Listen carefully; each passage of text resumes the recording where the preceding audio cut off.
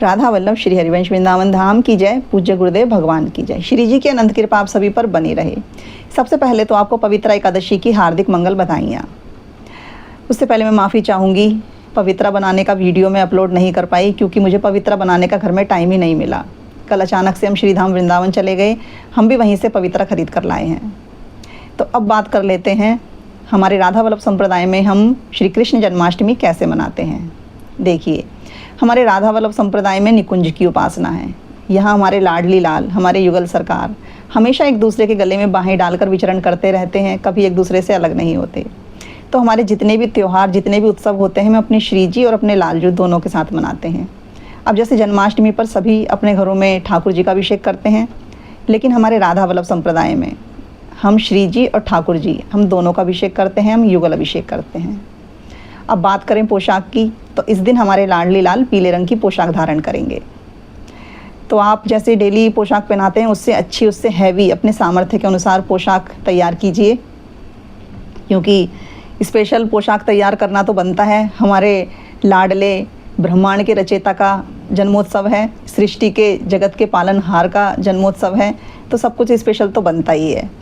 तो आप हो सके तो घर में पोशाक तैयार कीजिए अपने हाथों से, क्योंकि जब हम अपने हाथों से अपने लाडली लाल के लिए पोशाक तैयार करते हैं ना, और उसको पहन के वो सजते हैं, तो उसका एक अलग ही आनंद होता है।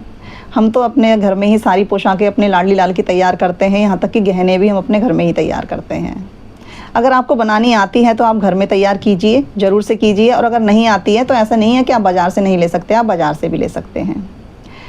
इस दिन हमारे लाडली लाल का पीला मंडप सजेगा।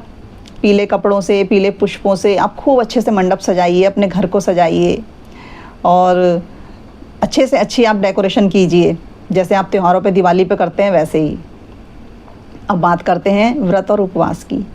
तो देखिए, हमारे राधा वल्लभ संप्रदाय में व्रत उपवास का कोई नियम नहीं है, लेकिन फिर भी अगर आपका भाव है तो आपकी इच्छा है।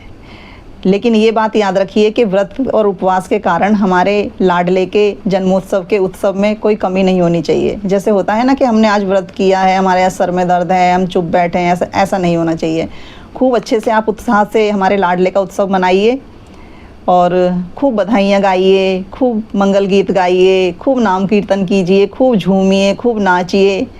और आपको सारे बधाइयों के पद श्री हित राधा केली कुंज के ऐप में मिल जाएंगे, आप वहाँ से सारे पद देख सकते हैं। अब करते हैं भोग की बात।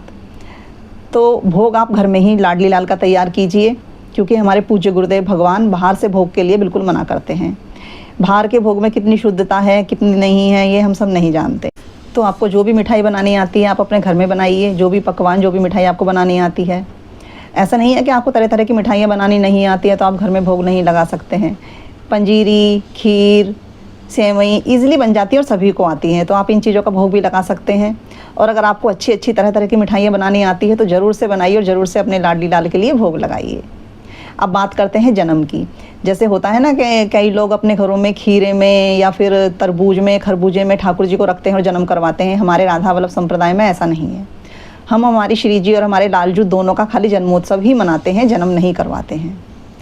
तो ये थी हमारे राधा वल्लभ संप्रदाय में जन्माष्टमी मनाने की सारी जानकारी। जय जय राधा वल्लभ श्री हरिवंश श्री वृंदावन श्री वंचन।